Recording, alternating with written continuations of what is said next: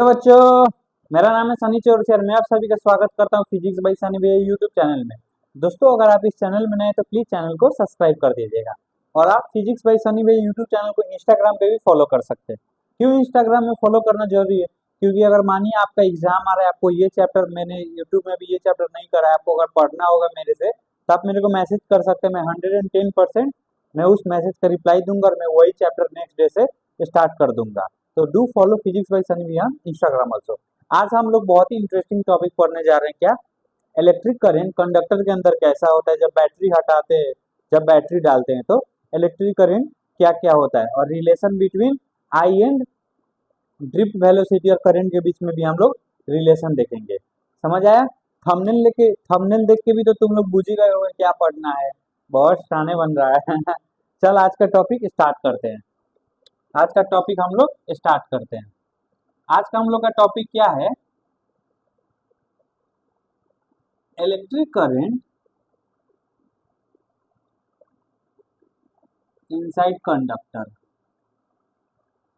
Conductor के अंदर electric current in conductor inside मतलब इलेक्ट्रिक करंट इन कंडक्टर। दो केस आता है कंडक्टर। सबसे पहले इलेक्ट्रिक करंट इन कंडक्टर, पहला हम लोग क्या लेंगे? Isolated conductor. आइसोलेटेड कंडक्टर ये हम लोग का 12th सिलेबस में इसीलिए करा रहा हूं। आइसोलेटेड कंडक्टर नाम से ही क्लियर हो रहा है। आइसोलेटेड का मतलब क्या होता है?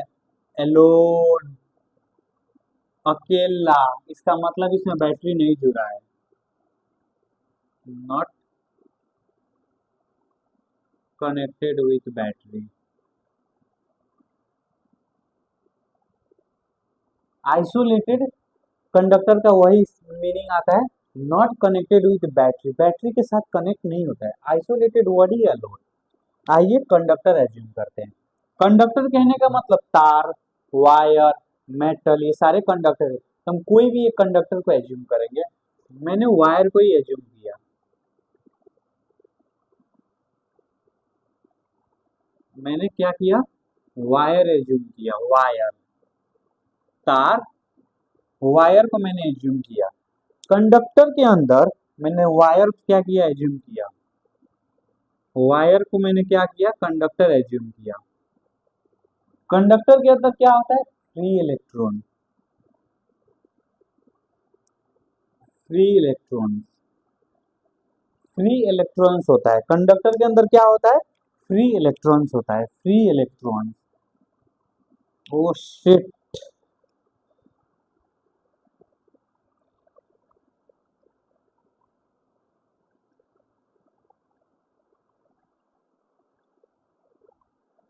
कंडक्टर के अंदर क्या होता है? फ्री इलेक्ट्रॉन्स होता है। फ्री इलेक्ट्रॉन्स होता है।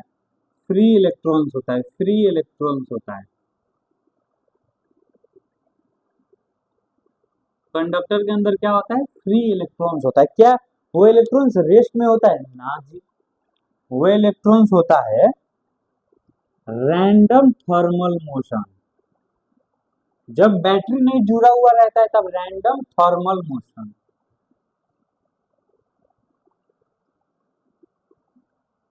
रैंडम थर्मल मोशन, रैंडम कहने का मतलब कोई उसका फिक्स डेस्टिनेशन नहीं होता। वो जहां से शुरू हुआ है, मान यहाँ से शुरू हुआ है, ऐसे घूमेगा घूमेगा घूमेगा फिर आके वहीं पे रुक जाएगा, उसे बोलते हैं रैंडम। थर्मल कहने का मतलब टेम्परेचर के कारण इनके बीच मोशन होता है। टेम्परेचर के कारण मोशन होता है, इसीलिए रैंडम थर्मल मोशन। तो ये पता है, ऐसे जिगजैग घूमेगा फिर आके यहीं रुक जाएगा। ऐसे जिगजैग घूमेगा फिर आके यहीं रुक जाएगा। ऐसे जिगजैग घूमेगा फिर आके यहीं। ऐसे जिगजैग घूमेगा फिर आके यहीं हो जाएगा। ऐसे जिगजैग घूमेगा फिर आके यहीं। ऐसे सारे इलेक्ट्रॉन, फ्री इलेक्ट्रॉन जिगजैग घूमता है। इसका कोई फिर जहां से घूमेगा वहीं आके रुक जाएगा। ऐसे फिर घूमेगा घूमेगा घूमेगा रुकेगा, फिर घूमेगा घूमेगा घूमेगा घूमेगा रुक जाएगा। जिगजैग मैनर में होता है। कैसा मैनर में होता है? जिगजैग मैनर में।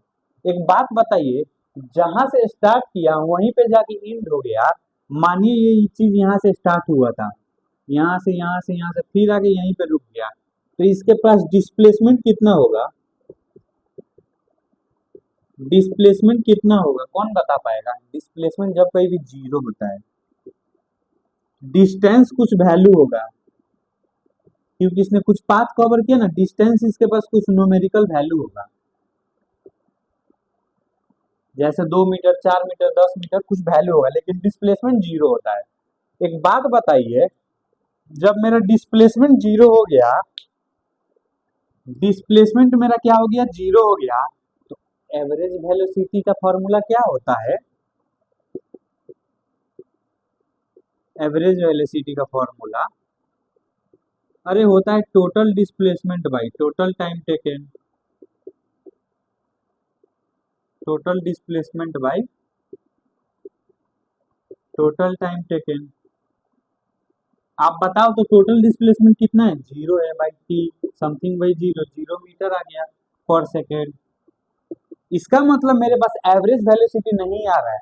फ्री इलेक्ट्रॉन, जब कंडक्टर के अंदर फ्री इलेक्ट्रॉन होता है, जब बैटरी नहीं जुड़ा रहता है, तो उसके अंदर एवरेज वेलोसिटी इलेक्ट्रॉन का क्या होता है? जीरो होता है। एवरेज वेलोसिटी जीरो, तो मेरा करंट भी क्या होता है? जीरो के बराबर होता है। करंट कब होता है? जब इलेक्ट्रॉन मूव करता है, मूव करता है, कुछ डिस्प्लेसमेंट तय कर लेता है। यहाँ डिस्प्लेसमेंट तय कर रहा है? नहीं कर रहा है, इसीलिए करंट मेरा जीरो होने पर जाएगा। करंट क्या हो जाएगा मेरा? जीरो हो जाएगा। इन सब को मैं समरी बना के मैं लिख देता हूँ यहाँ पे, आप लोग के लिए हेल्पफुल रहेगा। इन सब को समरी बना के मैं लिख देता हूँ point wise. Point wise the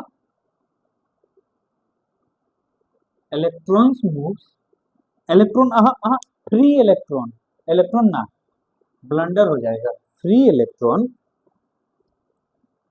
the free electron moves in zigzag manner, zigzag manner due to, मैंने बोला था due to temperature, random thermal motion, due to random thermal motion. पहला पॉइंट क्लियर है कि नहीं क्लियर है? The free electron zigzag motion में कहीं कहीं कहीं की फिर आके वहीं पे रुक जाएगा, जहां से मानो मैं यहाँ से स्टार्ट हुआ, ऐसे घूम के घूम के घूम के घूम के फिर आके यहीं रुक गया, तो इसे बोलते हैं जिगजैग मैनर। क्या बोलते हैं? Zigzag manner. Random thermal motion, zigzag manner क्यों होता है? Random, random fix particular direction नहीं होता, थर्मल टेम्परेचर की वजह से। दूसरा पॉइंट इसी को लिखूंगा, the random thermal motion is due to temperature, is due to temperature. Physics में ना ह्यूमन बॉडी की तरह काम नहीं करता है। ह्यूमन बॉडी में क्या टेम्परेचर, अरे भाई 40 डिग्री हो गया बहुत जार लग रहा है, गर्मी लग रहा है, अरे भाई 15 डिग्री हो गया बहुत ठंडा लग रहा है, हाँ ऐसा नहीं। एटम्स के केस में, फिजिक्स के केस में टेम्परेचर कहने का मतलब 1 डिग्री भी हो सकता है, 1.1 डिग्री भी हो सकता है, 2 डिग्री भी हो सकता है। तो रैंडम थर्मल मोशन होता है टेम्परेचर की वजह से। थर्मल का मीनिंग ही होता है टेम्परेचर, थर्मल का मीनिंग ही होता है टेम्परेचर। रैंडम थर्मल मोशन क्यों होता है? टेम्परेचर की वजह से। जैसे टेम्परेचर बढ़ाएंगे और ज्यादा मॉलिक्यूल वाइब्रेट करने लगेगा, और ज्यादा रैंडम थर्मल मोशन हो जाएगा। समझ आया? तीसरा पॉइंट, द फ्री इलेक्ट्रॉन में collide with other electron and stationary atom, stationary atom। यहाँ पे तो कंडक्टर में क्या होता है? इलेक्ट्रॉन, फ्री इलेक्ट्रॉन्स का भंडार होता है। एक बात बताइए, क्या ये एक आपस में टकराएगा नहीं जब रैंडम मोशन होगा? वही तो लिखा है, फ्री इलेक्ट्रॉन्स कोलाइड करता है दूसरे एटम से, और स्टेशनरी एटम, मानो ये मूव कर रहा है, एक रुका हुआ है, तो उससे भी ये टकरा के क्या वो भी मोशन में आ जाएगा, ये भी मोशन में आ जाएगा। यही कॉज होता है किसका? रेजिस्टेंस का। यही कॉज होता है किसका? रेजिस्टेंस का। Cause of resistance, cause of resistance, cause of resistance का यही कॉज होता है। कोई पूछेगा रेजिस्टेंस क्यों होता है, तो सिंपल बोल दे, कंडक्टर के अंदर इलेक्ट्रॉन्स का भंडार होता है, उस इलेक्ट्रॉन्स के भंडार में स्पेस कम होता है, इलेक्ट्रॉन्स ज्यादा होते हैं, इसीलिए उसमें सब कोलाइड करता है। कोलाइड करता है तो करंट करंट का परिभाषा ही होता है इलेक्ट्रॉन फ्लो करना, तो उतना इजीली फ्लो नहीं कर पाएगा। इजीली फ्लो नहीं कर पाएगा तो बीच में कुछ ऑब्स्ट्रक्शन आ रहा है, ऑब्स्ट्रक्शन को ही रेजिस्टेंस बोलते हैं। 3 पॉइंट क्लियर हो गया, 3 पॉइंट में कोई दिक्कत नहीं। चल चौथा पॉइंट, चौथा point, the path between two collision in the absence of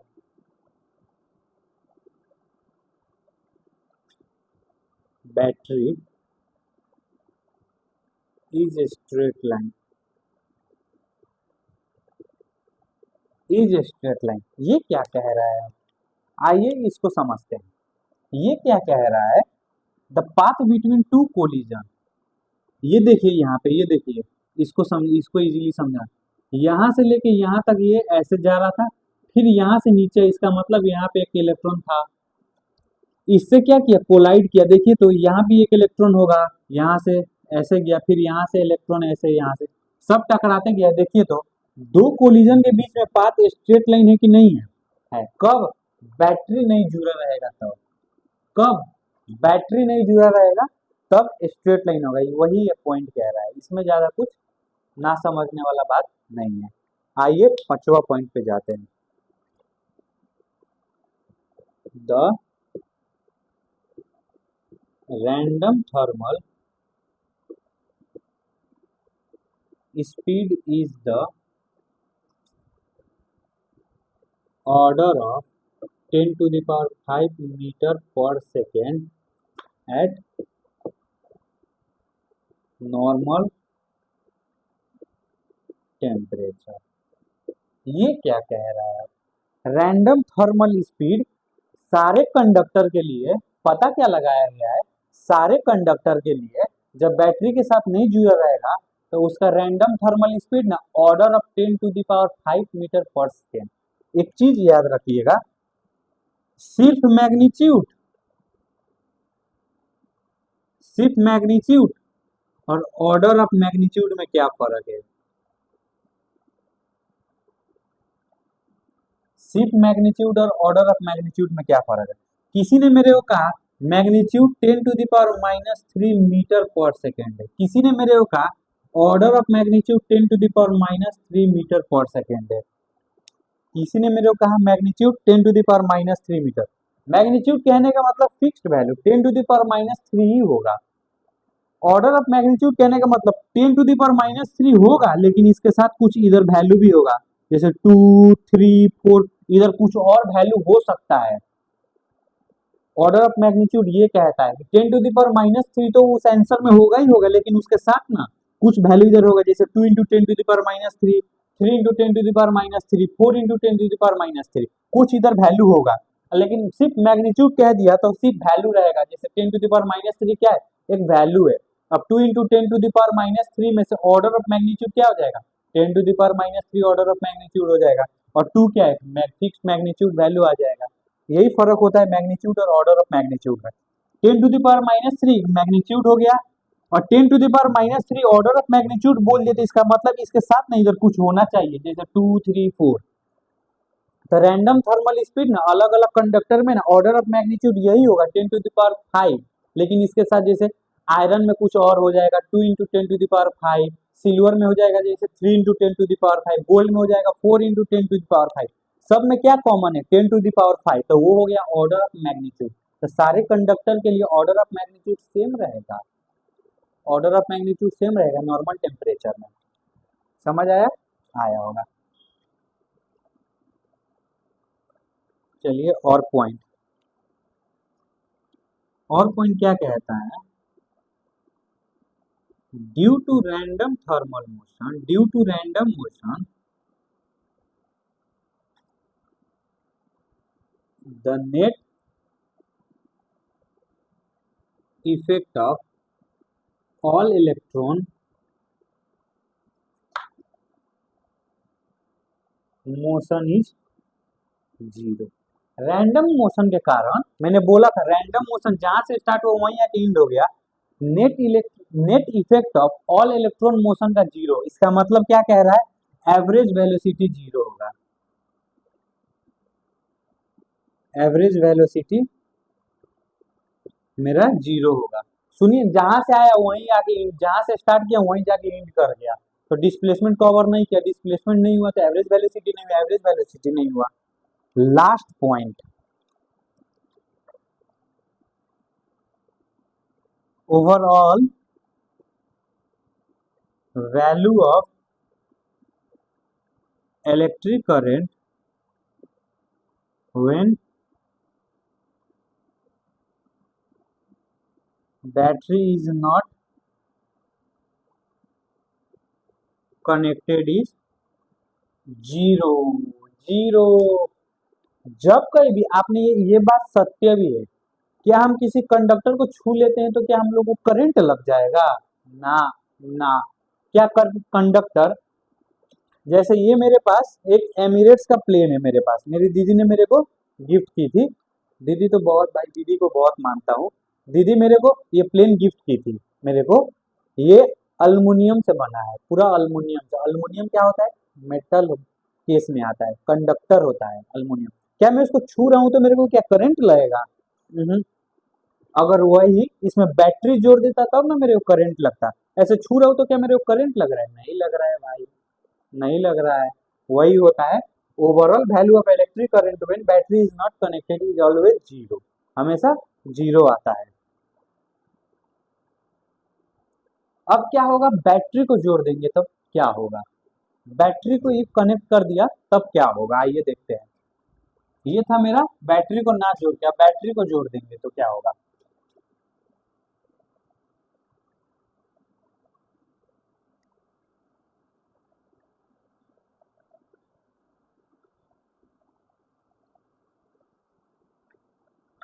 कुछ भी डाउट्स होगा तो इंस्टाग्राम मैंने आईडी दे दिया है, इंस्टाग्राम आईडी पर जाके आप मेरे को इसमें से कुछ भी डाउट होगा आप मैसेज करेंगे, मैं कॉल के आप मेरे को चाहे ऑडियो कॉल कर सकते हो, वीडियो कॉल कर सकते हो, जो भी कॉल होगा आप मेरे को करके आप मेरे से आप डाउट्स भी क्लियर कर सकते हैं।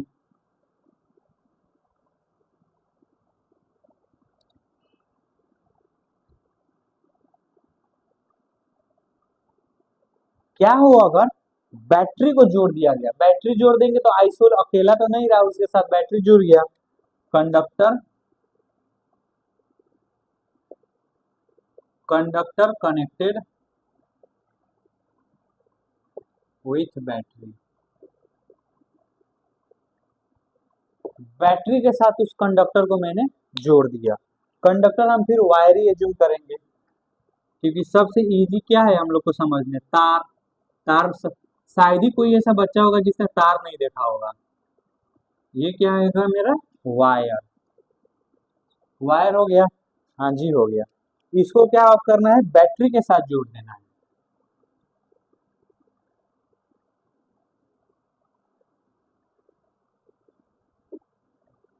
बैटरी, ये मेरा क्या चीज का सिंबल है? बैटरी का। बैटरी के साथ जोड़ दिया। एक बात पता है, मैंने शुरू शुरू क्लास में क्या बताया था? बैटरी क्रिएट करता है पोटेंशियल डिफरेंस। ये क्या क्रिएट करता है? पोटेंशियल डिफरेंस भी। वायर का तो कुछ लेंथ हो गया एल, बिना लेंथ का तो वायर नहीं होगा। बैटरी क्या क्रिएट करता है? Potential difference. बैटरी का ये पॉजिटिव होता है, ये नेगेटिव होता है।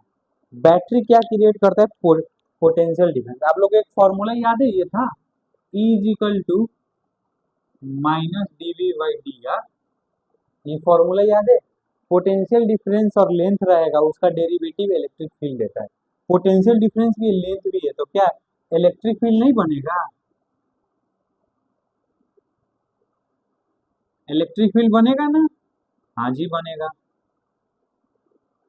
इलेक्ट्रिक फील्ड तो बनेगा। इलेक्ट्रिक फील्ड जब, देखिए ये प्लस है तो इसको क्या करेगा? प्लस चार्ज कर देगा, इसको पॉजिटिव चार्ज कर देगा। ये माइनस है तो इसको क्या? माइनस चार्ज कर देगा। कर देगा, कर देगा। इतना शायद ही किसी को ना समझ आया। जो बच्चा इस डायरेक्ट ये लेक्चर में जम किया उसको शायद ना समझ आ सकता है। इसमें कुछ उतना टफ नहीं है। कुछ शाने लोग आएंगे और पता है क्या बोलेंगे? कंडक्टर के अंदर तो इलेक्ट्रिक फील्ड नहीं होता। हाँ, आई एग्री, लेकिन वो आइसोलेटेड कंडक्टर है। क्या ये आइसोलेटेड है? ये अकेला है? नहीं, इसके साथ बैटरी है, इसके अंदर भी इलेक्ट्रिक फील्ड होगा। इसके अंदर भी इलेक्ट्रिक फील्ड होगा। जैसे ही यहाँ इलेक्ट्रिक फील्ड होगा ना, तो इलेक्ट्रिक फील्ड क्या करता है, फोर्स लगाता है। कैसा फोर्स, क्यूई। याद है कि भूल गए पहला चैप्टर। इलेक्ट्रिक फील्ड क्या करता है, फोर्स लगाता है, क्यूई। तो मेरा इलेक्ट्रॉन, मैं एक ही इलेक्ट्रॉन लूंगा, एक ही इलेक्ट्रॉन, इलेक्ट्रॉन में एक ही लूंगा। यहाँ पे क्या होगा, बहुत सारा ले लेता हूँ, इलेक्ट्रॉन का भंडार है कि नहीं है। इलेक्ट्रॉन का क्या है, भंडार है। इलेक्ट्रॉन कंडक्टर में इलेक्ट्रॉन का भंडार होता है। मान यही इलेक्ट्रॉन को मिलेगा, आप सबको कंसीडर कर सकते हैं, मैं एक ही को कंसीडर कर रहा हूँ। क्या हुआ, हरा वाला से बना हूं। ये इलेक्ट्रॉन है, इधर तो क्यूवी फोर्स लगेगा, तो ये ना ऐसे टकराते हुए सारे इलेक्ट्रॉन से ऐसे टकराते हुए इधर की तरफ जाएगा। सबसे टकराएगा, इससे टकराए तो थोड़ा नीचे, फिर इससे टकराए थोड़ा ऊपर, फिर इससे टकराएगा, सबसे इलेक्ट्रॉन। यहाँ पे इलेक्ट्रॉन है, सबसे इलेक्ट्रॉन से टकराते टकराते, क्योंकि इधर से राइट साइड में फोर्स लग रहा है, क्यूवी क्यूवी क्यूवी। ये नेगेटिव है, ये पॉजिटिव है, इसको ऐसे तानेगा तानेगा, क्यूवी फोर्स लगेगा। कैसा फोर्स लगेगा, क्यूवी। हम फोर्स इज इक्वल टू कैसा लिखना चाहेंगे, E E with a negative sign, vectorially लिख दिया। क्यों वेक्टोरियल लिख दिया, इलेक्ट्रिक फील्ड के अपोजिट में इलेक्ट्रॉन फोर्स लग रहा है, इसीलिए माइनस साइन। फिजिक्स में माइनस जब कहीं भी डायरेक्शन को बताता है, समझ आया। हाँ, तो इलेक्ट्रॉन है ड्रिफ्टेड करेगा, drifted towards the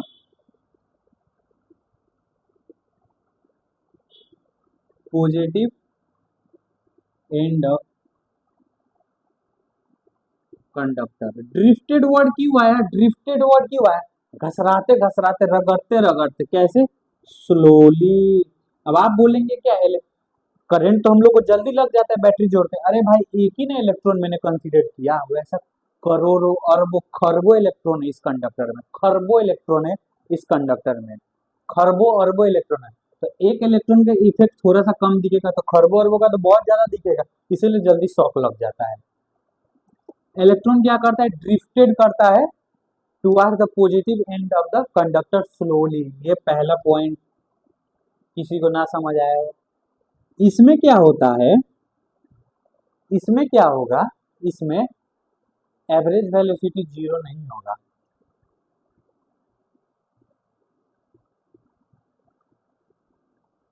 average velocity मेरा जीरो नहीं होगा। एवरेज वेलोसिटी जीरो नहीं होगा तो क्या, करंट भी जीरो नहीं होगा, करंट भी मेरा जीरो नहीं होगा, क्योंकि डिस्प्लेसमेंट तो कुछ कवर कर रहा है ना। ये घूम के वापस वहीं थोड़ी ना जा रहा है, यहाँ तक गया, डिस्प्लेसमेंट कवर किया, हाँ जी किया। वहां पे पता है क्या था, path between two, path between two electron, path between two collision is straight line when battery is not connected. इसमें उतना स्ट्रेट नहीं रहेगा। मानो मैंने ये इलेक्ट्रॉन लिया, इधर की तरफ ये फोर्स लग रहा है क्यूई, लग रहा है, और ये टकराते टकराते टकराते टकराते ऐसे टकराते टकराते नीचे होके जा रहा है, तो नीचे की तरह एक वेलोसिटी लगेगा v, नीचे की तरफ। तो इसका दो वेक्टर अब इधर उधर जा रहे हैं, तो इसका रिजल्टेंट कुछ ऐसे आएगा, कर्विलिनियर जैसा आएगा। तो हम क्या लिख सकते हैं, path of electron is curvilinear. Path of electron को हम क्या लिख सकते हैं, कर्विलिनियर, कर्विलिनियर पाथ में रहेगा। एक बात याद है, मैंने लिखा था वहां पे बैटरी कनेक्ट नहीं था, मैंने लिखा था रैंडम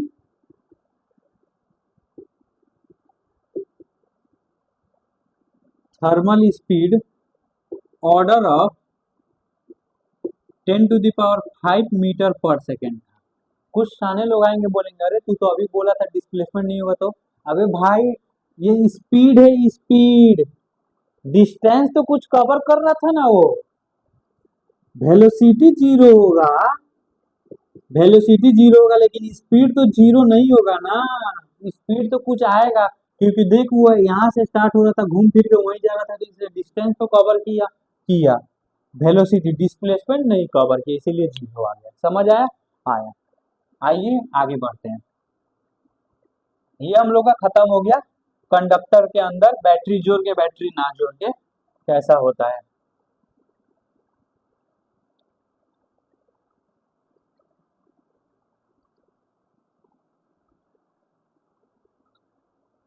एक टर्म जान लीजिए, काम लगेगा।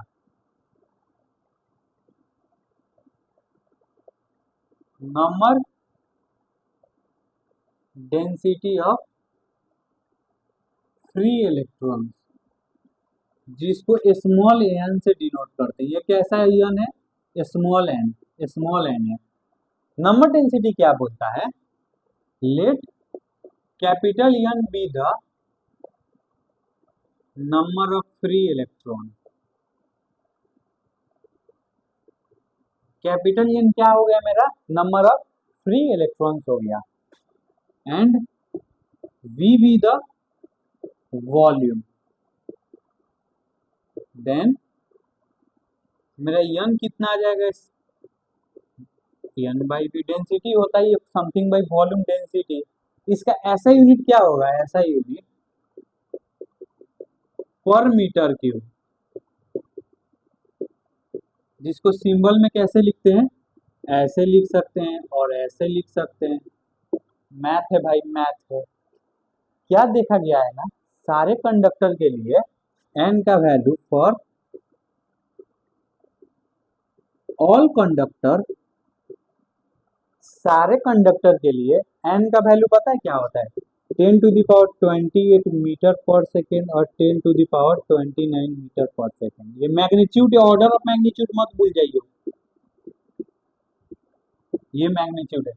सारे कंडक्टर के लिए नंबर डेंसिटी इतना ही पता किया गया है। ये आप लोग को बहुत ज्यादा काम लगेगा, डेरिवेशन करते हुए आप लोग को काम लगेगा।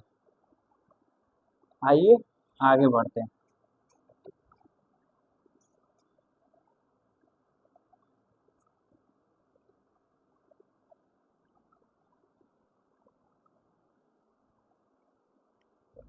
Relaxation time.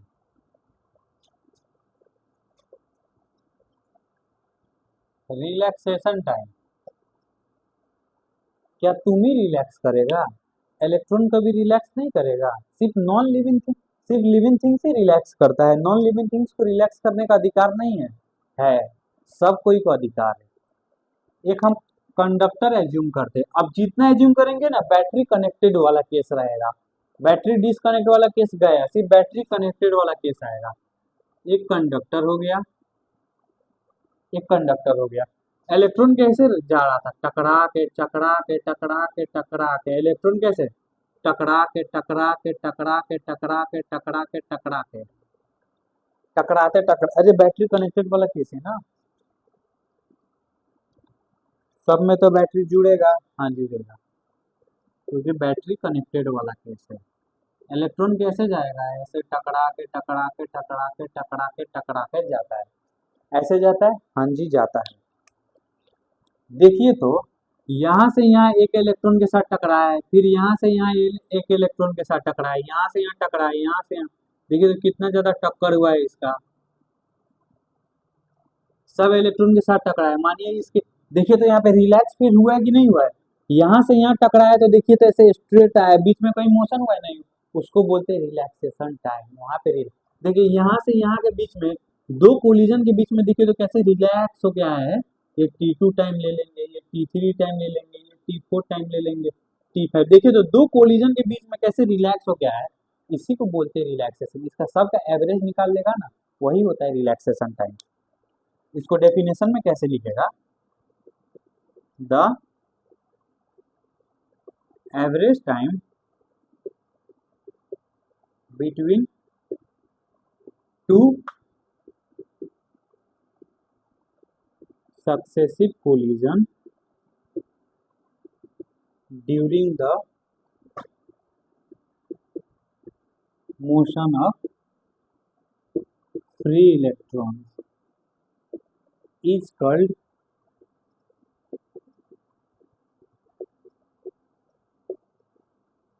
Relaxation time. इसी को कहते हैं रिलैक्सेशन टाइम। इसी को क्या कहते हैं? Relaxation time. इसको डिनोट करते हैं ना, it is denoted by this symbol tau. इसको रीड करते हैं कैसे? टाउ। टाउ, इसको क्या रीड करते हैं? टाउ।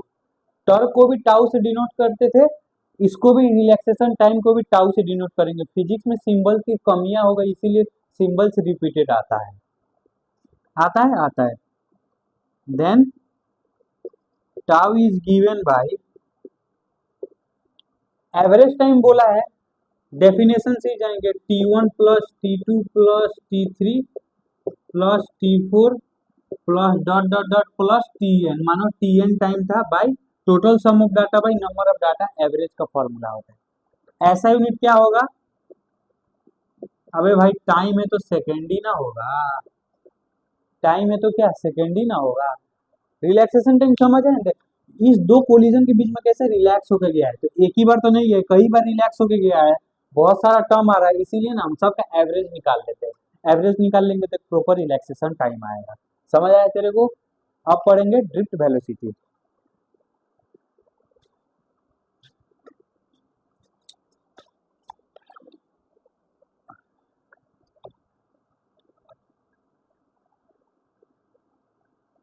अब पढ़ेंगे ड्रिफ्ट वेलोसिटी।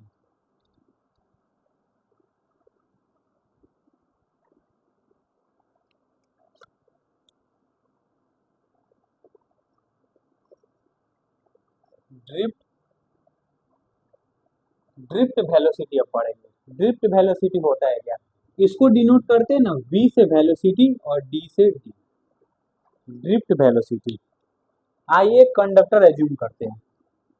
अब कैसा कंडक्टर? सिर्फ बैटरी जोड़ा वाला। ये हो गया कंडक्टर, इसको किससे जोड़ दिया? बैटरी से जोड़ दिया। इसको किससे जोड़ दिया? बैटरी से जोड़ दिया, बैटरिया से जोड़ दिया। तो क्या हो जाएगा? ये मेरा पॉजिटिव चार्ज हो जाएगा और ये नेगेटिव चार्ज हो जाएगा। इलेक्ट्रॉन ऐसे ऐसे ऐसे ऐसे ऐसे ऐसे करके यहाँ आएगा। ड्रिफ्टेड करते करते ना आएगा, हाँ आएगा। ड्रिफ्ट करते करते आ रहा है, उसी को बोलते हैं ड्रिफ्ट वेलोसिटी। जिस वेलोसिटी से ये आता है वही होता है ड्रिफ्ट वेलोसिटी भाई।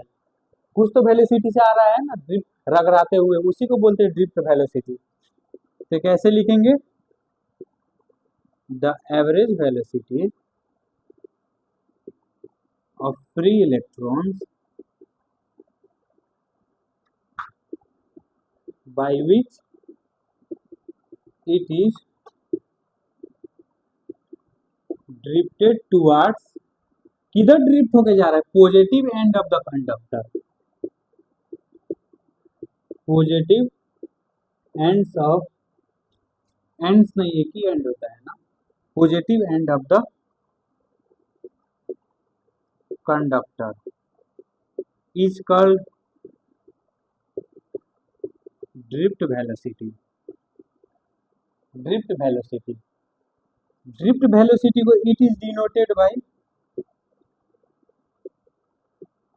सिंबल v और नीचे सफिक्स में d, d represent for drift velocity.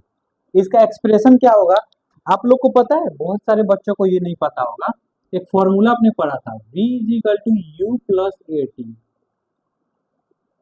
v is equal to U plus A T. हाँ ये तो सबको याद होगा।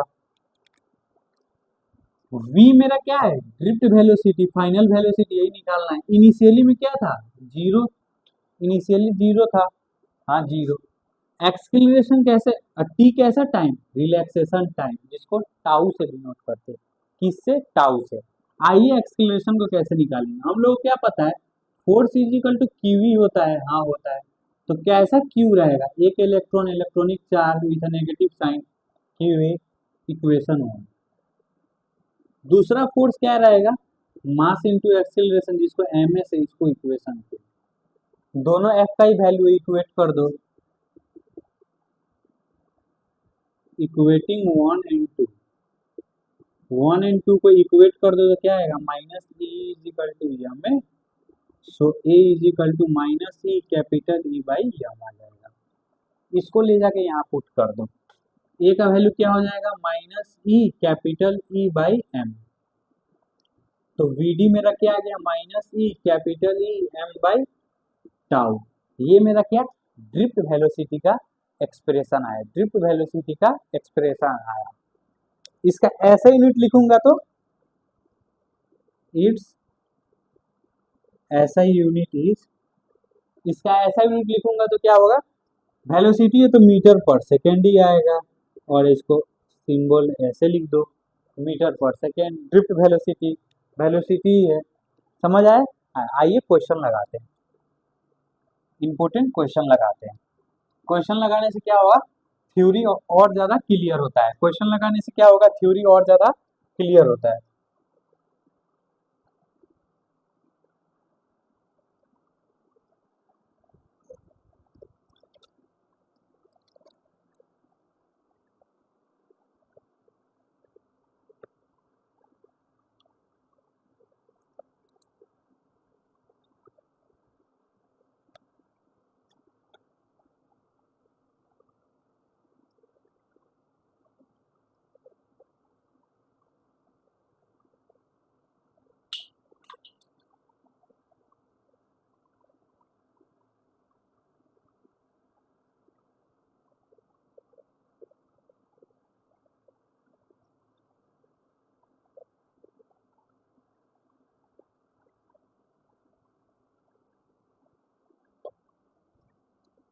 ये मेरा एक क्वेश्चन है, ड्रिफ्ट स्पीड डिपेंड अपन किस किस चीज पे ड्रिफ्ट स्पीड डिपेंड करता है। ड्रिफ्ट स्पीड का फॉर्मूला क्या था, वीडी इज इक्वल, स्पीड बोलो चाहे वेलोसिटी बोलो, ड्रिफ्ट के केस में minus E capital E M by tau होगा। होगा। बहुत सारे बच्चों ना यहाँ पे ना ट्रू लगा के आ जाते हैं, बहुत सारे बच्चों क्या ट्रू लगा के आ जाते हैं। ड्रिफ्ट वेलोसिटी क्या चीज पे डिपेंड कर रहा है, रिलैक्सेशन टाइम पे। क्या चीज पे डिपेंड कर रहा है, क्या चीज पे डिपेंड कर रहा है, रिलैक्सेशन टाइम पे। एक बात बताइए, यहाँ पे टी क्या होता है, ये एनी टाइम दिया है, ये बोल देता है एवरेज टाइम तो ट्रू रहता है, रिलैक्सेशन टाइम तो ट्रू रहता है, एनी टाइम दिया है तो क्या फॉल्स में जाएगा। कैसा कैटेगरी में जाएगा, फॉल्स कैटेगरी में जाएगा। इजी क्वेश्चन था, इसमें कुछ टफ नहीं था। दूसरा क्वेश्चन करते हैं।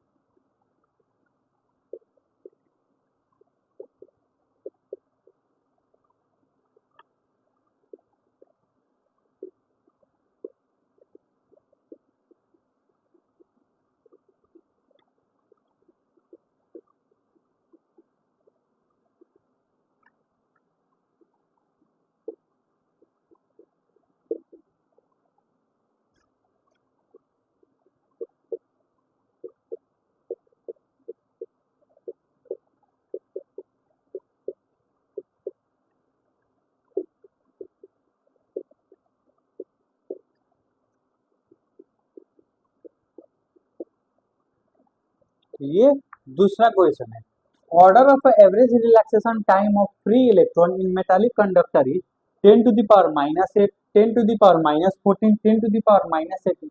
Relaxation time for all the conductor का मैंने क्या बताया था, 10 टू द पावर -14 सेकेंड नहीं बताया था, तो ये मेरा करेक्ट ऑप्शन बैठ रहा है। चलिए और क्वेश्चन लगाते हैं।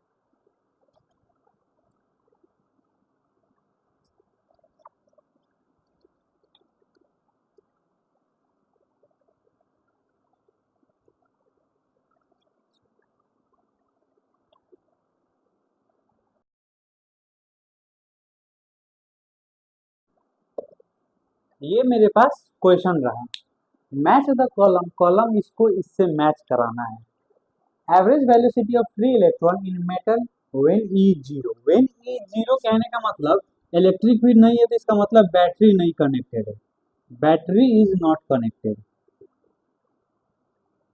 बैटरी नॉट कनेक्टेड रहता है तो एवरेज वेलोसिटी क्या रहता है, एवरेज वेलोसिटी क्या रहता है, जीरो रहता है, 0 मीटर पर सेकेंड। तो ए का आर बैठ रहा है, ए का आर बैठ रहा है। ए आर देखो तो कितना में, ए आर इसमें और ए आर इसमें, तो ये दो ऑप्शन मेरा मर गया, ए आर इसमें बैठ रहा है। दूसरा पॉइंट देखते हैं, random velocity of free electron in metal conductor में रैंडम वेलोसिटी क्या होता है, जब E zero, E zero again battery not connected, not connected. E zero में रैंडम वेलोसिटी, ये एवरेज था, एवरेज वेलोसिटी, ये रैंडम वेलोसिटी, ये होता है 10⁵ मीटर पर सेकेंड। 10⁵ मीटर किधर है, इधर है। तो बी का मेरा क्या बैठ रहा है, बी का मेरे पास पी बैठ रहा है। बी पी भी दो जगह है, बी पी भी दो जगह है। सी का क्या, drift velocity of free electron, drift velocity क्या होता है, 10⁻⁵ होता है। अरे मैं सॉरी, मैं बताना भूल गया, ओ शिट, याद लिख लो। Drift velocity for all conductor, सारे कंडक्टर के लिए ड्रिफ्ट वेलोसिटी मेरा याद है 10⁻⁻⁴ और 10⁻⁻⁵ मीटर पर सेकेंड, ये ऑर्डर ऑफ मैग्नीट्यूड में रहेगा, ऑर्डर ऑफ मैग्नीट्यूड में रहेगा। 10⁻⁵ बैठ रहा है, तो मेरा क्या, सी का क्यू बैठ रहा है। तो सी का क्यू मेरा ए ऑप्शन, मेरा ए ऑप्शन मेरा करेक्ट होना है मेरा। सॉरी, ये मैं बताना भूल गया, आप इसको नोट में लिख लीजिएगा, इसको नोट के रूप में लिख लीजिएगा, नोट के रूप में। चलिए आगे बढ़ते हैं, एक और क्वेश्चन लगाते हैं कि हम लोग का अभी तक जितना हमने कॉन्सेप्ट पढ़ा वो हम लोग का क्या पक्का हो जाए।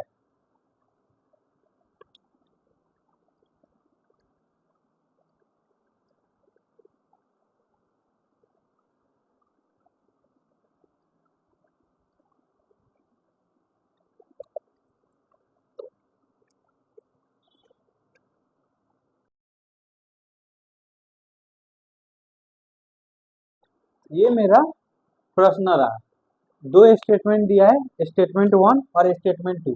Drift velocity of an electron is double if the electric field applied across the conductor is double. Drift velocity of an electron is directly proportional to the electric field applied across the conductor. Both statement are true, both statement are incorrect. Statement 1 is correct, statement 2 is incorrect, statement 1 is incorrect, statement 2 is correct. बात बताइए, drift velocity हमने क्या पढ़ा, minus E capital E M by tau, ये पढ़ा, हाँ जी ये पढ़ा। इलेक्ट्रिक फील्ड और मास और टाउ पर्टिकुलर कंडक्टर के लिए तो कांस्टेंट है, अभी हमने पढ़ा था। तो ये तो मैं क्या लिख सकता हूँ, v प्रोपोर्शन टू ई कर सकता हूँ, कर सकता हूँ। जब मैं इलेक्ट्रिक फील्ड को डबल करूंगा तो ये भी तो डबल होगा ना, प्रोपोर्शन साइन है, इसका मतलब स्टेटमेंट 1 करेक्ट है। ये डबल करूंगा तो ये भी डबल होगा। स्टेटमेंट 2 भी करेक्ट है, डायरेक्टली प्रोपोर्शन, डायरेक्टली प्रोपोर्शन है, तो स्टेटमेंट 2 भी मेरा करेक्ट है। तो both statement 1 and 2 are correct, दोनों स्टेटमेंट मेरा सही बैठ रहा है। समझ आया, इजी है, इसमें कुछ टफ नहीं है। चलिए आगे बढ़ते हैं।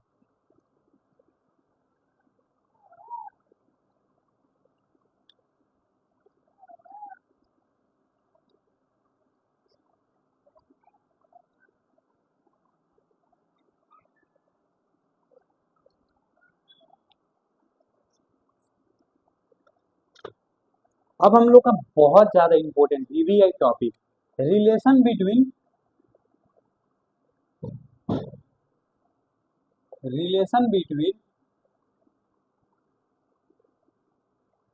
करंट, जिसको कैसे आई से सिंबलाइज करते हैं, and drift velocity, drift velocity जिसको किससे सिंबलाइज करते हैं, वीडी से सिंबलाइज करते हैं। Very very important topic, relation between current और ड्रिफ्ट वेलोसिटी के बीच में रिलेशन दिखाना है। एक कंडक्टर हम एज्यूम करेंगे, कैसा कंडक्टर, बैटरी जुड़ा हुआ, मैं बैटरी नहीं बनाऊंगा, आप लोग समझ जाना। एक कंडक्टर है, मैं बैटरी नहीं बनाऊंगा, आप लोग समझ जाना, जिसका लेंथ एल है, कंडक्टर का लेंथ जिसका एल है, ये मैंने वायर एज्यूम किया। बीच में ना, बीच में एक एरिया क्रॉस सेक्शन लिया, इसी का जैसे बीच में एक सर्टेन डिस्टेंस लिया, dx distance, cross section area A लिया। लेट क्या करूंगा, let free electrons travels dx distance in a small time dt, dx कहने का मतलब छोटा distance in small time dt, dt time में ट्रेवल किया है, हाँ किया है। स्पीड का फॉर्मूला क्या होता है? Distance travelled by time taken. Speed का फॉर्मूला ये होता है। कैसा स्पीड? ड्रिफ्ट वेलोसिटी का बात हो रहा है तो मैं vd लिखूंगा। डिस्टेंस ट्रेवल कैसा किया है? dx किया है, टाइम dt लिया है। एक्सपीरियंस के साथ dt को बाहर निकाल लेंगे, dx बाई vd। क्यों? क्योंकि आगे जो टर्म आएगा ना उसमें dt का वैल्यू यूज होगा। क्यों? Current is equal to Q by T, T के जगह पे हम ये वैल्यू पुट कर सकते हैं, कर सकते हैं। यहाँ तक हो गया। अब एक इम्पोर्टेंट, मैंने याद है बताया था, number density of free electron, उसका ही यूज होगा। Let small n be the number density of free electrons. बड़ा वाला n number of free electrons. A मेरा क्या होगा? Cross section area, cross section area. और वी मेरा क्या बैठ रहा है? वॉल्यूम बैठ रहा है। तो नंबर डेंसिटी क्या होता है? N by V. हाँ होता है। वॉल्यूम को क्या? Area into length. वॉल्यूम को क्या लिख सकते हैं? Area into length. एरिया ये, और लेंथ क्या है? dx है लेंथ, छोटा डिस्टेंस dx, तो ये dx लिख सकता हूँ। तो मैं n का वैल्यू क्या निकाल सकता हूँ? स्मॉल ए dx। ये मेरा n का वैल्यू आया। इतना तक क्लियर है? हाँ जी क्लियर होगा। नाउ हम लोग को क्या पता है? जो करंट होता है Q बाई टी होता है, Q बाई टी। एक ही इलेक्ट्रॉन को लेके चलेंगे तो क्या? छोटा इलेक्ट्रॉन है, dq, dq in small time dt, dt को यूज करेंगे। समझ आया? हाँ आया। एक बात बताइए, क्वांटाइजेशन ऑफ चार्ज याद है? क्वांटाइजेशन ऑफ चार्ज किसको किसको याद है? क्वांटाइजेशन ऑफ चार्ज, क्वांटाइजेशन में क्या था? Q इज इक्वल टू यन ही था, Q इज इक्वल टू यन ही था। तो हम dq की जगह यन ही पुट कर सकते हैं। हाँ जी पुट कर सकते हैं, करो कोई ना। n का वैल्यू हम यहाँ से चुरा लेंगे, n का वैल्यू हम यहाँ से चुरा लेंगे। I is equal to n का value small n a dx, और dt का वैल्यू इधर से चुरा लेंगे, बोला था ना काम रहेगा। dx बाई vd और e का e, तो कट मर के ये इससे कट मर के क्या आ जाएगा? n a vd e। ये मेरा करंट और ड्रिफ्ट वेलोसिटी के बीच में क्या रिलेशन आया कि नहीं आया? देखिए तो करंट और ड्रिफ्ट वेलोसिटी के बीच में रिलेशन आया। यहाँ पे लिख देता हूँ। आई मेरा क्या है? करंट है जिसको एम्पेयर में मेजर करते हैं। यन मेरा क्या है? नंबर डेंसिटी है किसका? फ्री इलेक्ट्रॉन का, जिसको क्या पर मीटर क्यूब में मेजर करते हैं। आई ए मेरा क्या है? क्रॉस सेक्शन एरिया है, जिसको मीटर स्क्वायर में लिखते हैं। वीडी क्या है मेरा?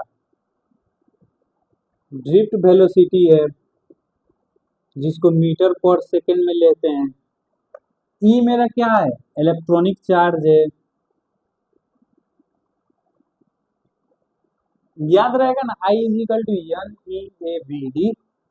कितना इजी है? I is equal to N E A V D. I नहीं तो इसको याद ऐसे कर सकते हैं, हमारे मास्टर ऐसे पढ़ाते हैं, एन ई नेवा, नीवा, N E V, N E V ऐसे याद कर सकते हैं, नीवा। याद करने का technique. I is equal to होता है एन ई वी सफिक्स में डी और ए, करंट और ड्रिफ्ट वेलोसिटी के बीच में रिलेशन आ गया। आइए एक दो क्वेश्चन लगाते हैं। क्वेश्चन लगाने से क्या होता है? कंसेप्ट पक्का होता है।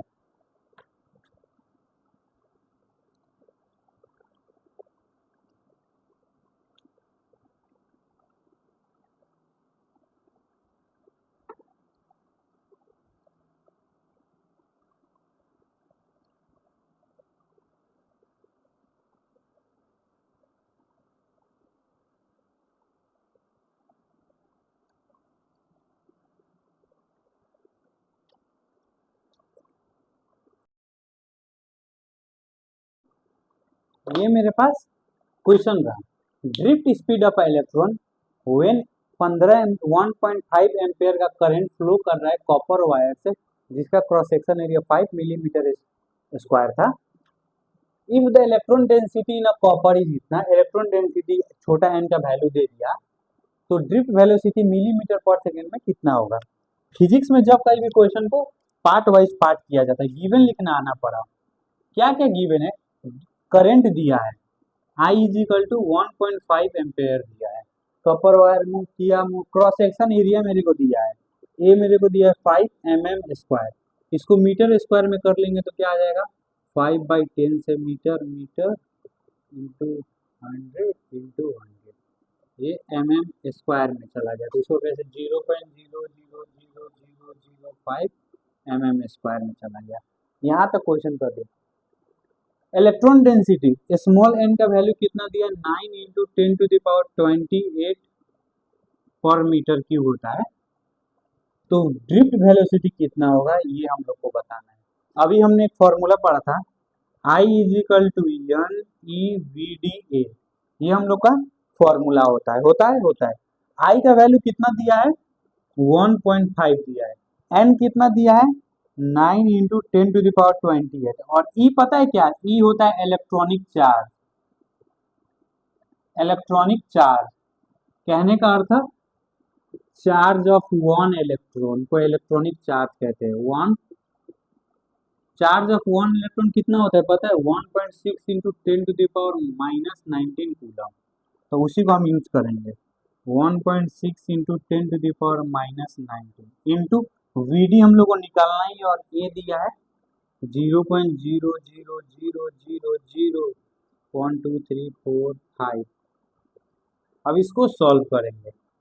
VD is equal to 0.002 mm per second इसका आंसर आएगा। मैं सॉल्व किया है, मेरे को पता है, तो मेरा ये ऑप्शन करेक्ट बैठेगा। आप इसको सॉल्व करिएगा, आ जाएगा। चलिए आगे बढ़ते हैं। इजी था, फॉर्मूला डाला और आ गया आंसर।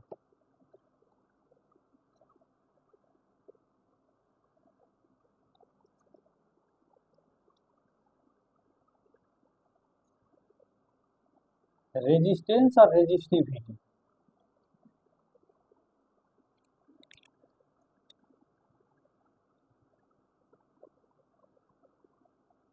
रेजिस्टेंस एंड रेजिस्टिविटी का माइक्रोस्कोपिक एनालिसिस का मतलब बहुत जूम करके देखा गया तो अंदर क्या क्या हो रहा है वो पता चला। माइक्रोस्कोपिक एनालिसिस,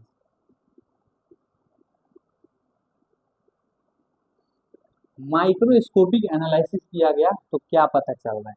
हम लोगों को क्या पता है, आई जो होता है मेरा, आई अभी हमने पढ़ा था स्मॉल n E A और V और D होता है। ड्रिफ्ट वेलोसिटी, इसको इक्वेशन 1 मान लेंगे।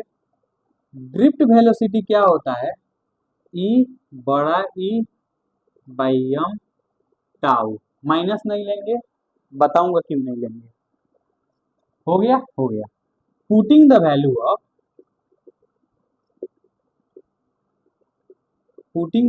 Of VD in equation 1, equation 1 में VD का वैल्यू पुट कर देंगे तो क्या होगा, I is equal to n E A E capital E m by tau.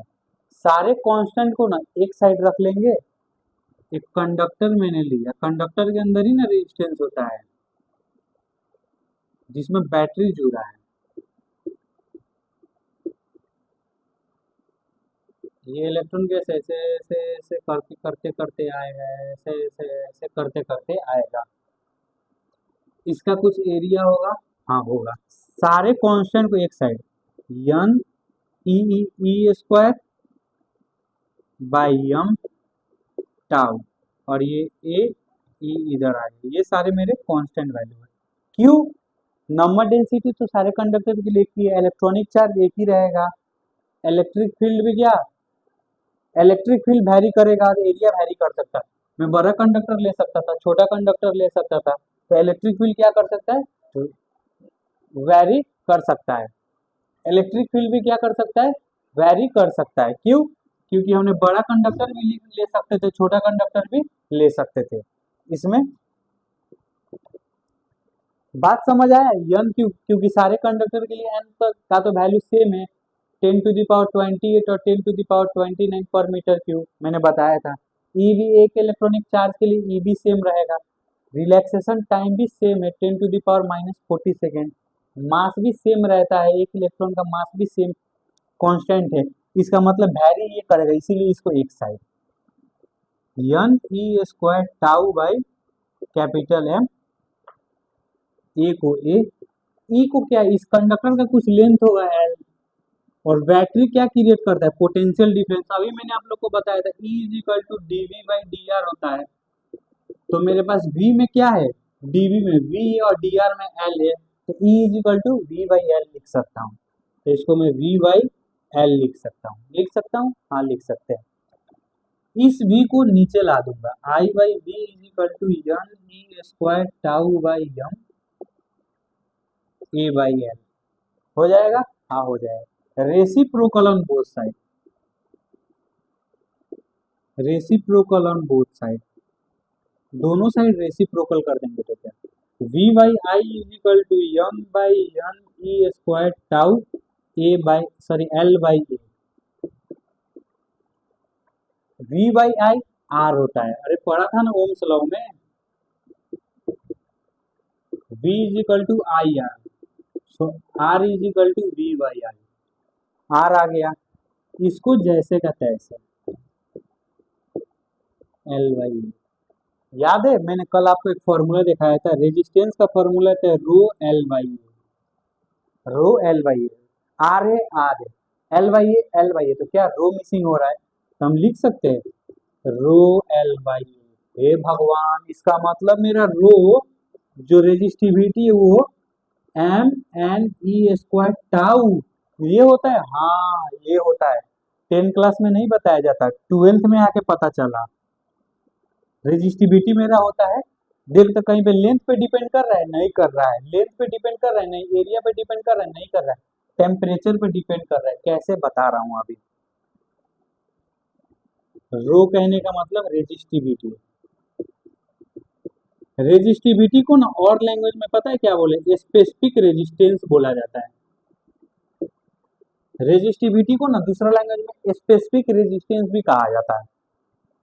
ये डिपेंड करता है मटेरियल प्रॉपर्टी पे,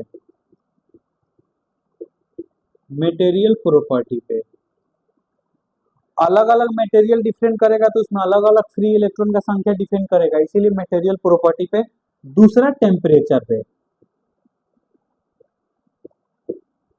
टेम्परेचर पे कैसे, रिलैक्सेशन टाइम, एक बात बताओ, टेम्परेचर जैसे आप बढ़ा दोगे तो क्या इलेक्ट्रॉन को रिलैक्स करने का समय मिलेगा, और ज्यादा वाइब्रेट करेगा, और ज्यादा कोलाइड करेगा।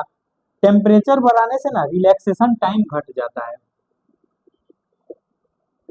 रिलैक्सेशन टाइम डिक्रीज हो जाता है, रिलैक्सेशन टाइम डिक्रीज हो जाता है, टेम्परेचर बढ़ाने से रिलैक्सेशन टाइम डिक्रीज हो जाता है, जिससे मेरा रेजिस्टिविटी का वैल्यू बढ़ जाता है।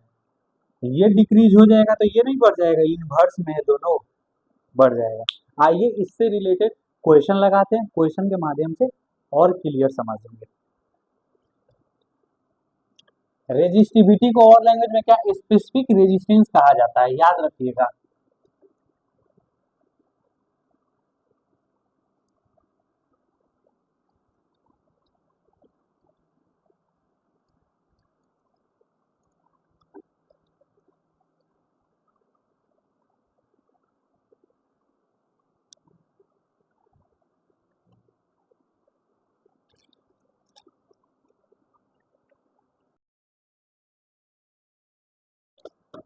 ये हम लोग के पास दो क्वेश्चन है, दोनों क्वेश्चन बहुत ज्यादा सिमिलर लगता है, बहुत ज्यादा कंफ्यूजन पड़ता है। आइए दोनों क्वेश्चन को क्लियर से समझते हैं। रेजिस्टिविटी जिसको स्पेसिफिक रेजिस्टेंस कहा जाता है, मैंने आपको बता दिया। कॉपर वायर, कॉपर क्या है, कंडक्टर है, कॉपर क्या है, कंडक्टर है। रेजिस्टिविटी का फॉर्मूला भी हमने क्या पढ़ा था, M small N E square tau, ये पढ़ा था। ऑप्शन दिया है increases with increase with temperature, decreases with decrease in cross section area. सबसे पहले रेजिस्टिविटी एरिया पे डिपेंड नहीं करता, इसको काटेंगे, ना ही लेंथ पे डिपेंड करता है, ना ही एरिया पे। ये तो ऐसे ही टेम्परेचर ना, लेकिन कॉन्सेप्ट तो समझते हैं। एक बात बताइए, टेम्परेचर जैसे बढ़ेगा, टेम्परेचर बढ़ेगा तो उतना टेम्परेचर जैसे रैंडम थर्मल मोशन, जैसे टेम्परेचर बढ़ेगा तो रैंडम थर्मल मोशन बढ़ जाएगा। तो रिलैक्सेशन टाइम क्या, उसको रिलैक्स करने का समय मिलेगा? नहीं मिलेगा, रिलैक्सेशन टाइम घट जाएगा। रिलैक्सेशन टाइम घटेगा तो रेजिस्टिविटी बढ़ जाएगा, इनवर्स है देखिए। तो टेम्परेचर के बढ़ने से रेजिस्टिविटी बढ़ता है, ये कॉन्सेप्ट से भी मैंने आपको समझा दिया। दूसरा question, on increasing the temperature of conductor resistance increases. जैसे हम टेम्परेचर बढ़ाते हैं रेजिस्टेंस हम लोग का बढ़ता है, क्यों? Relaxation time decreases, mass of electron increases, electron density decreases, none of the above. बात बताइए, अभी हमने पढ़ा था रेजिस्टेंस का फॉर्मूला क्या होता है, M N E square tau L by A, ये हम लोग का रेजिस्टेंस का फॉर्मूला।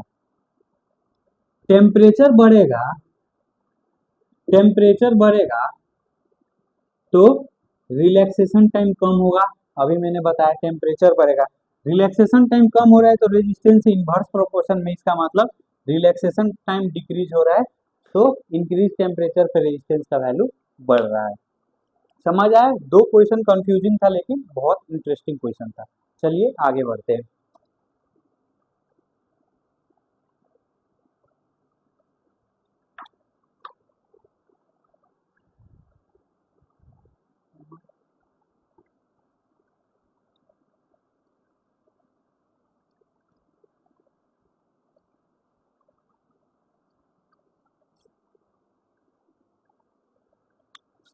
रेजिस्टेंस और टेम्परेचर पे डिपेंड कर रहा है तो उसका कुछ फॉर्मूला होगा, कुछ वैल्यू होगा। हम लोग के सिलेबस में तो फॉर्मूला डेरिवेशन नहीं है, लेकिन बहुत सारा क्वेश्चन देखने को मिलता है, इसीलिए मैं फॉर्मूला बता देता हूँ, फॉर्मूला कैसे यूज करना है वो भी बता देता हूँ और एक दो क्वेश्चन भी करा देता हूँ। टेम्परेचर डिपेंडेंस फॉर्मूला,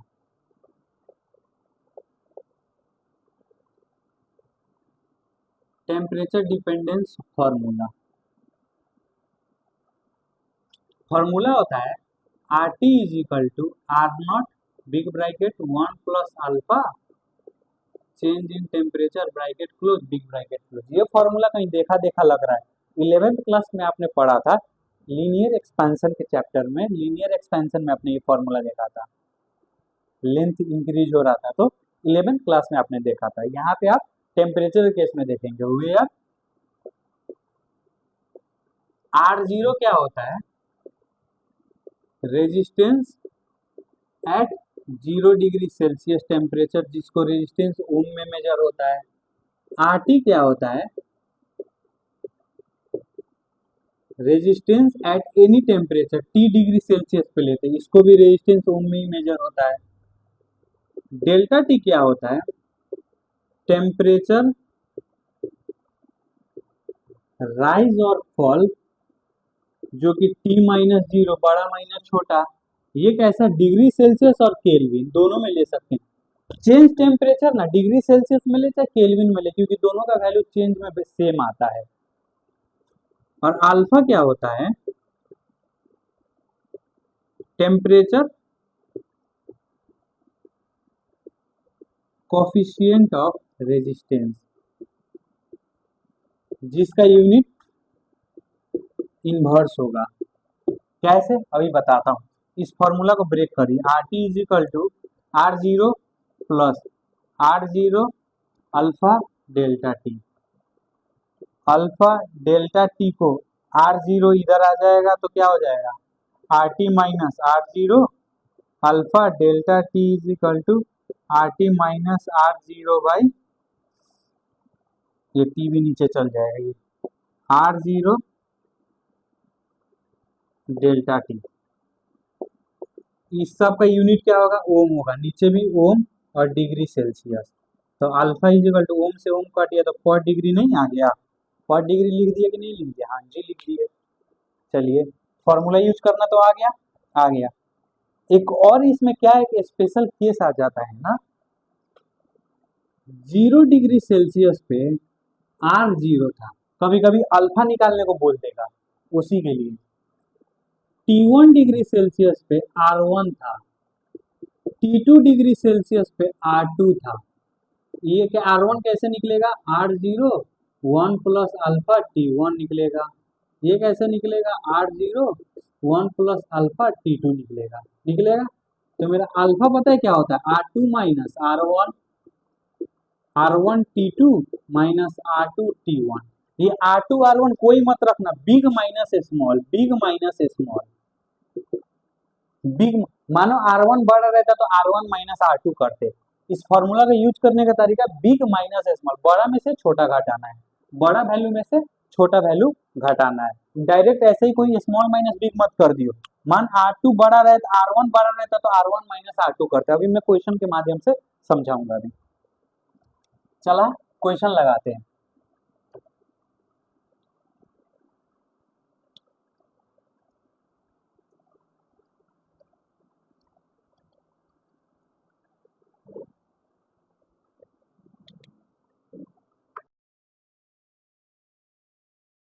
ये मेरे पास क्वेश्चन रहा, क्वेश्चन को पार्ट वाइज पार्ट पढ़ते हैं। जब कभी फिजिक्स में क्वेश्चन पार्ट वाइज पार्ट पढ़ते हैं।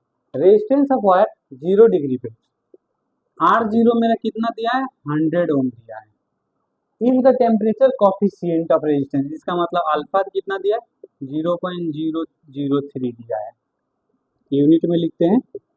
क्या निकालना है मेरे को, resistance of the wire 50 degree पे, RT मेरे को निकालना है कितना, 50 डिग्री पे, T कितना, 50 डिग्री सेल्सियस।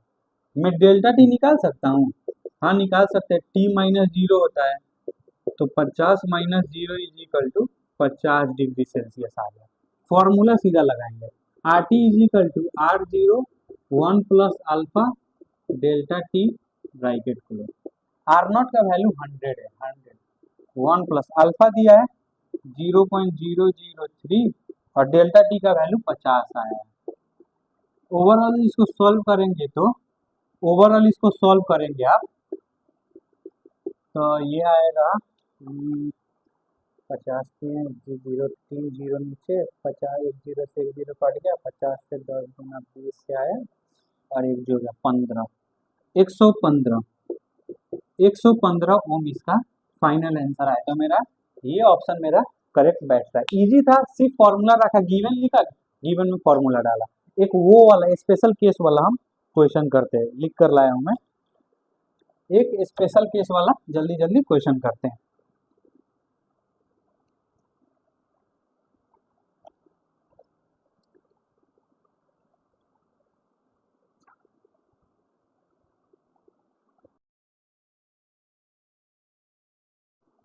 ये हम लोग के पास क्वेश्चन रहा, रेजिस्टेंस ऑफ द वायर 2 ओम और 3 ओम दिया है। कितना, T1 मेरा कितना दिया है, 10 डिग्री सेल्सियस है। दो टेम्परेचर दिया है, T1 T2 ले लेंगे और 30 डिग्री सेल्सियस। T1 पे R1 मेरा कितना है, 2 ओम है और R2 मेरा कितना है, 3 ओम है। क्या निकालना है, अल्फा निकालना है। अल्फा कितना होगा, मैंने आपको फॉर्मूला यूज करने का तरीका बताया था, बड़ा माइनस छोटा, R2 minus R1 by R1 T2 minus R2 T1। इसमें देखो R1 बड़ा है कि R2 बड़ा है। अगर R1 बड़ा रहता तो मैं लिखता R1 minus R2 by R2 T1 minus R1 T2, मैं ये लिखता ये फॉर्मूला। लेकिन मेरा R2 बड़ा है, 3 ओम है, देखिए 2 ओम है, जबकि मेरा R2 बड़ा है। तो मेरा फॉर्मूला क्या हो जाएगा, alpha is equal to R2 minus R1 और ये इधर आ जाएगा R1 T2 minus R2 T1। Value रख दे, 3 माइनस 2, R1 कितना है 2, T2 कितना है 30 माइनस 3 इंटू 10, 1 बाई 60 माइनस 30। तो 1 बाई 30 कितना होगा, 0.033 डिग्री सेल्सियस। ये अल्फा का मेरा वैल्यू। तो ऑप्शन मेरा ए करेक्ट बैठ रहा है। समझ आए, इजी था, उतना टफ नहीं था। एक मैं क्या कॉन्सेप्ट समझाना चाहता हूँ, एक मैं क्या कॉन्सेप्ट समझाना चाहता हूँ, अल्फा है ना मेरा, अल्फा, अल्फा दो केस में हम देखेंगे। एक मेरा क्या, कंडक्टर का केस, और एक क्या होगा, सेमी कंडक्टर का हो चाहे इंसुलेटर का हो, क्योंकि सेमी कंडक्टर आता कंडक्टर के प्रॉपर्टी में जाता है, इंसुलेटर तो इंसुलेटर ही मान के चलते। कंडक्टर में मैं टेम्परेचर बढ़ाता हूं तो मेरा रेजिस्टेंस का वैल्यू बढ़ता है। कितने जना सहमत है इस बात से? है। जबकि आपने अभी भैया ये पढ़ाया था, R not one plus alpha change in temperature. Resistance मेरा बढ़ रहा है, डायरेक्टली प्रोपोर्शन है, डिवाइड में कुछ नहीं है, सब मल्टीप्लाई और एडिशन में है। जबकि मेरा रेजिस्टेंस बढ़ेगा तो अल्फा भी बढ़ेगा, अल्फा बढ़ेगा तो क्या, अल्फा मेरा पॉजिटिव आएगा, आएगा, आएगा। सेमीकंडक्टर के केस में क्या होगा, टेम्परेचर में जैसे बढ़ाऊंगा ना रेजिस्टेंस का वैल्यू घटेगा।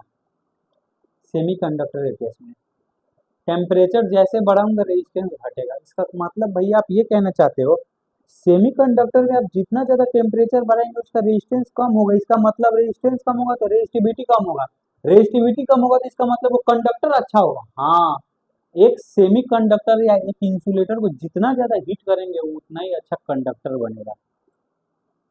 टेम्परेचर बढ़ा है, रेजिस्टेंस का वैल्यू घट रहा है, देख रेजिस्टेंस का वैल्यू घट रहा है, इसका मतलब अल्फा नेगेटिव में आएगा। अल्फा क्या चीज में आएगा, नेगेटिव में आएगा।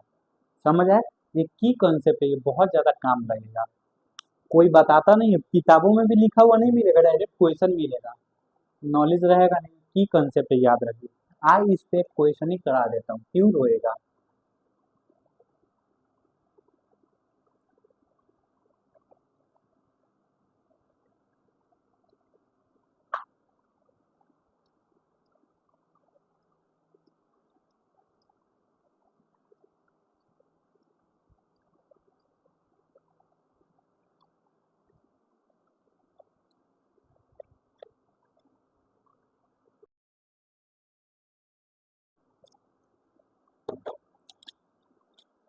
ये हम लोग के पास एक क्वेश्चन है, वैसा ही रिलेटेड है। कोई भी सबस्टांस सॉलिड, इलेक्ट्रिसिटी में हम सिर्फ सॉलिड की कंसिडर करते हैं, सॉलिड बॉडी कंसिडर करते हैं। कोई भी सॉलिड बॉडी का टेम्परेचर कोफिशिएंट ऑफ रेजिस्टेंस जिसको अल्फा बोला जाता है वो मेरा पॉजिटिव आ गया, पॉजिटिव आ गया। तो क्या है, अभी मैंने बताया था पॉजिटिव होता है सिर्फ कंडक्टर के केस के लिए और अल्फा नेगेटिव होता है सेमीकंडक्टर एंड इंसुलेटर के लिए। अभी मैंने आप लोगों को कॉन्सेप्ट बताया था। तो मेरा मेटल्स, मेटल्स क्या चीज में आता है, कंडक्टर्स में आता है। मेटल क्या चीज में आता है, कंडक्टर में आता है। आज का आखिरी टॉपिक ग्राफ, बहुत ज्यादा इंपॉर्टेंट है।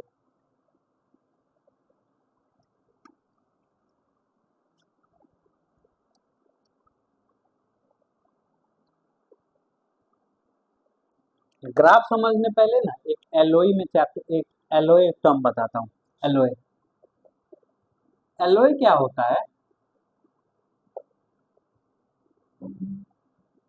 होमोजेनियस मिक्सचर होता है।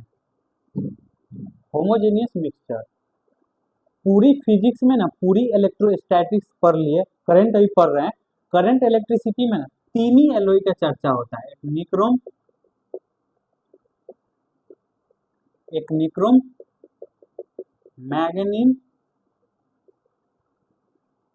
और तीसरा कॉन्स्टेंटेंट। तीन ही निक्रोम, तीन ही एलओई का चर्चा हम करते हैं ज्यादा। नाइक्रोम बना होता है आयरन से, क्रोमियम से और निकेल से। ये तीन सबस्टेंस मिलकर मिक्सचर बन के ये एलॉय बनता है। मैग्नीन बना रहता है मैग्नीशियम से, सीयू यानी कि कुप्रम से, कॉपर से, सॉरी कुप्रम बोल रहा हूँ, और एनआई निकेल से। कॉन्स्टेंटाइन मेरा बना रहता है सीयू और एनआई से, सीयू और एनआई से। इनमें क्या होता है ना, एलओई में क्या होता है मेरा, इन एलओई में क्या पता है क्या होता है? अल्फा वेरी लेस होता है। एलओई में क्या होता है? अल्फा बहुत कम होता है। क्यों होता है, क्या होता है, वो साइंटिस्ट लोग जाने, वो लोग पता कर कर दिया, हम क्या, हम पढ़े हैं वही चीज पढ़ा रहे हैं। एलओई में क्या होता है? अल्फा बहुत कम होता है।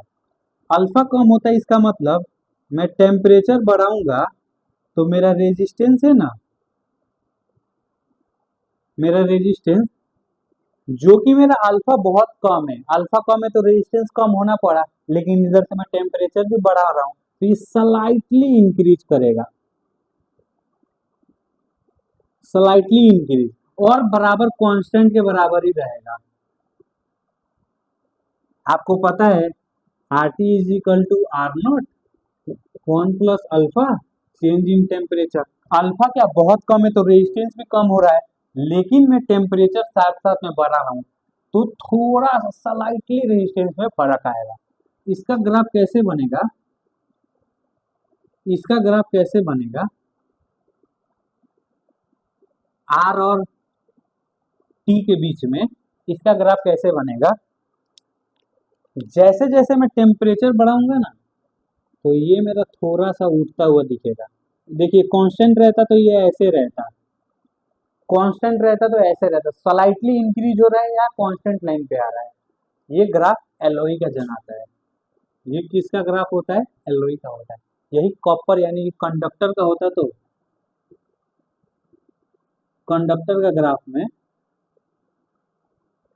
ये आर, ये टी, कंडक्टर का ग्राफ में, कंडक्टर में पता है हम लोग को, जैसे मैं टेम्परेचर बढ़ाऊंगा तो मेरा रेजिस्टेंस भी बढ़ेगा, तो उसमें सोए जाएगा। जैसे मेरा टेम्परेचर बढ़ रहा है वैसे ही मेरा रेजिस्टेंस भी बढ़ रहा है, जैसे मेरा टेम्परेचर बढ़ रहा है वैसे मेरा रेजिस्टेंस भी बढ़ रहा है। और एक इंसुलेटर का पढ़ ले। इंसुलेटर में अभी मैंने बोला था जैसे तू टेम्परेचर बढ़ाएगा तो रेजिस्टेंस घटता है, जैसे तू टेम्परेचर बढ़ाएगा तो रेजिस्टेंस घटता है। तो इंसुलेटर का क्या होगा? इंसुलेटर का अच्छे से बना देता हूँ।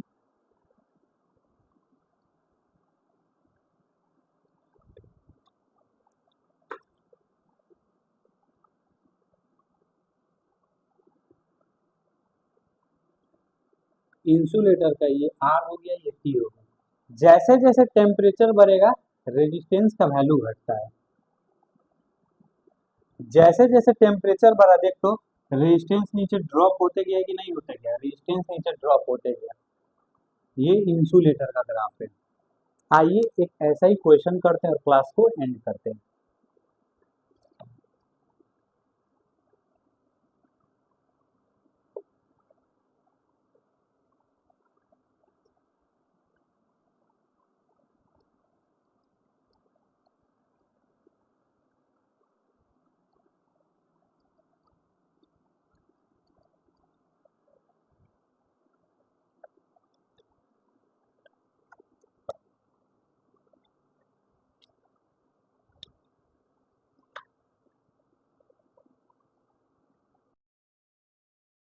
ये हम लोग का क्वेश्चन है, जेई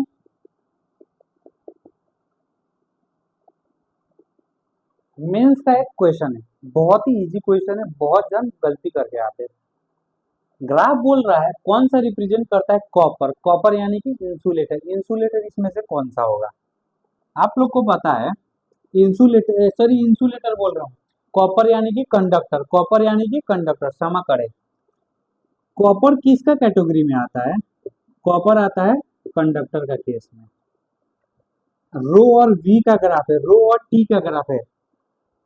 जैसे मेरा टेम्परेचर बढ़ेगा तो मेरा रो भी बढ़ना चाहिए, टेम्परेचर बढ़ने पर रो बढ़ता है क्योंकि रिलैक्सेशन टाइम कम होता है, होना चाहिए। तो देख तो टेम्परेचर बढ़ा रहा हूँ तो रो घट रहा है, ये नहीं होगा। ये किसका केस होगा? ये इंसुलेटर है, पक्का इंसुलेटर है।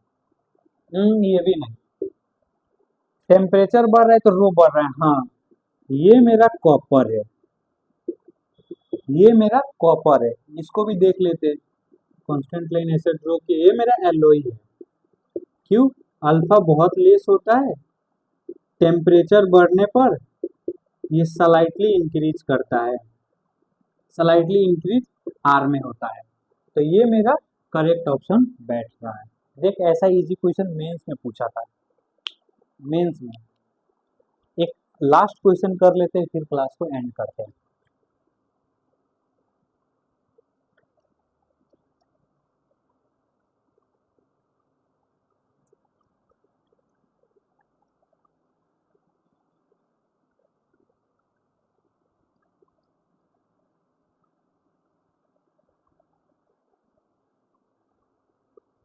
असर्शन एंड रीजन का क्वेश्चन है, ये हम लोग का आज का लास्ट क्वेश्चन है असर्शन एंड रीजन का, जो कि बहुत ज्यादा इंपॉर्टेंट होता है।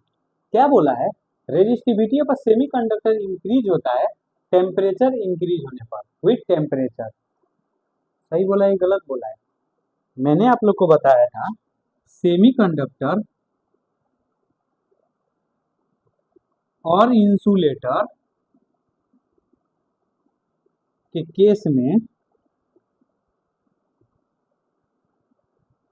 जैसे हम टेम्परेचर को बढ़ाते हैं तो मेरा रेजिस्टेंस घटता है, रेजिस्टेंस घटने का मतलब रेजिस्टिविटी घटता है। तो यहाँ पे इंक्रीज बोला है, इसका मतलब ये स्टेटमेंट फॉल्स है, ये स्टेटमेंट फॉल्स है। रीजन सुनते हैं, temperature coefficient of resistivity is positive for conductor. हाँ जी, हमें तो पता है कंडक्टर के लिए अल्फा क्या होता है, पॉजिटिव होता है। तो मेरा ये ऑप्शन नहीं होगा, ये नहीं होगा, ये नहीं होगा, ये होगा। असर्शन फॉल्स है, रीजन ट्रू है। समझ आया? ऐसे ही इंटरेस्टिंग क्वेश्चन के लिए और टॉपिक के लिए फॉलो करिए फिजिक्स बाय सनी भैया, और please do subscribe physics bye Sunny भैया। जो बच्चे नए हैं प्लीज चैनल को सब्सक्राइब कर दीजिए, और आप फिजिक्स बाय सनी भैया को इंस्टाग्राम पे भी फॉलो कर सकते हैं। इंस्टाग्राम पे फॉलो करने का मतलब क्या हुआ, अगर आप लोग का एग्जाम आ रहा है, अगर आप लोग को नोट्स चाहिए तो आप लोग को डायरेक्ट आप मेरे को मैसेज करेंगे, मैं आप लोग को नोट्स प्रोवाइड कर सकता हूँ। और नोट्स का टेंशन नहीं करने का, वीडियो के एंड होने पर मैं सारे नोट्स दे दूंगा। इस वीडियो एंड होगा तो आप लोग को सारे नोट्स मिल जाएंगे। So do subscribe Physics by Sunny and follow Physics by Sunny via Instagram. Thank you.